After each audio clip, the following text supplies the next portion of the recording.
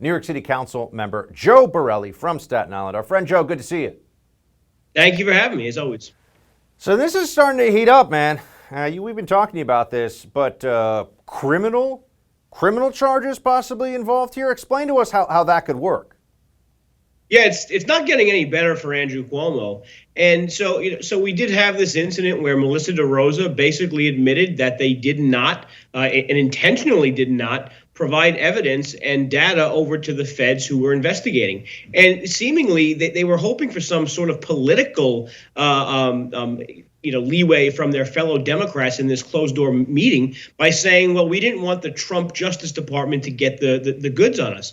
Unfortunately, whether you like the president at the time or not, whether it's Donald Trump or Joe Biden or Barack Obama, whoever, you don't get to willfully ignore a Department of Justice request for information. And when they open an investigation, that's exactly what they do. The defense that Donald Trump's a scary guy and might use it to politically, hassle Andrew Cuomo is not a valid defense. It's not a valid defense for Republicans right now under the Biden administration.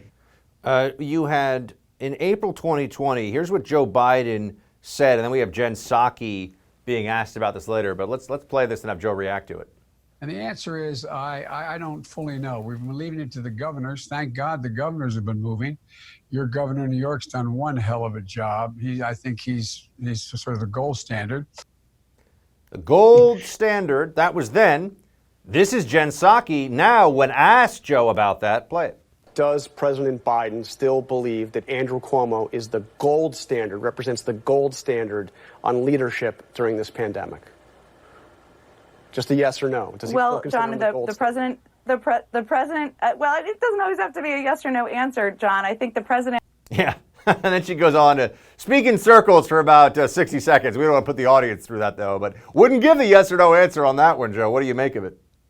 That's sneaky Psaki. She doesn't want to say it again, but I mean, I don't think the president at all thinks that the governor is the gold standard anymore. Look, Andrew Cuomo went to Washington about 2 weeks ago thinking he was going to get the victory lap parade around the Rose Garden arm in arm with Joe Biden as the governor who saved, the COVID pandemic.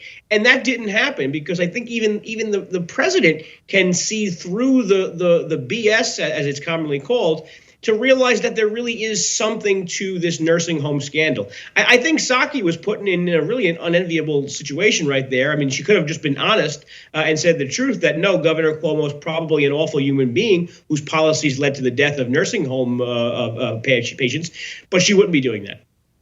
And the chances of political account. Oh, and actually, before we get to the political accountability, well, this actually ties into that. PolitiFact, which is a BS organization that I have been targeted by myself and despise thoroughly because they're hacks and they're liars pretending to be purveyors of fact and truth. Here's how the editor-in-chief of PolitiFact responded to the Cuomo scandal and whether it's fair to blame him for some of what happened in those nursing homes. Play. I think the situation in New York is really complicated. The heart of the matter goes back to last year when the state was asking nursing homes to take in patients, COVID patients, who are ready to be discharged from the hospital. We don't see hard evidence that made a significant difference in COVID deaths.